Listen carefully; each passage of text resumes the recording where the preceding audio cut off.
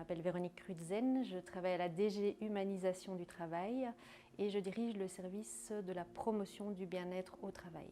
L'Humanisation a développé toute une série d'outils de promotion et de sensibilisation avec une énorme collaboration avec le service de la communication.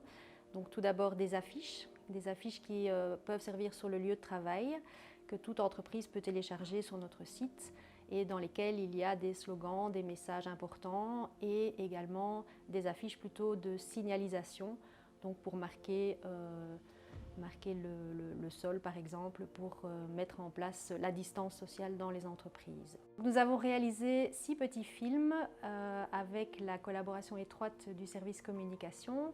Nous avons travaillé avec le docteur Karel Van Dam, qui est le président du Conseil supérieur pour la prévention et la protection au travail et qui est par ailleurs médecin avec une grande expérience. Nous avons réalisé des petits scénarios, on a imaginé des slogans et rédigé des messages.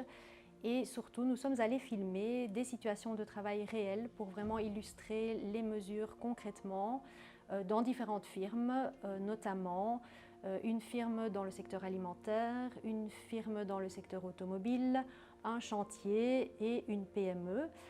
Et nous avons aussi illustré le télétravail en toute sécurité et en santé chez une de nos collègues qui en fait était notre nouvelle directrice générale qui venait d'arriver au tout début de la crise, donc le 1er avril.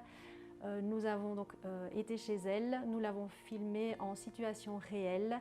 Elle s'est prêtée au jeu, donc elle est devenue actrice pour le bien de notre matériel de promotion. Un autre élément très important qui a été développé, c'est le guide générique pour aider les entreprises sur le terrain à mettre en place des mesures concrètes pour protéger les travailleurs du Covid.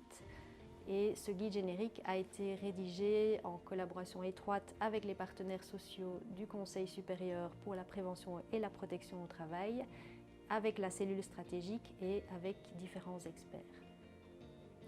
Et enfin, on a aussi développé toute une série de FAQ, donc de questions-réponses, qui se trouvent sur le site Emploi. On a collaboré, comme d'autres administrations, à ces FAQ. Donc les FAQ sont en fait un condensé de toutes les questions qu'on a reçues, surtout au début de la crise, et qu'on a mis à jour au fur et à mesure pendant l'année qui s'est écoulée.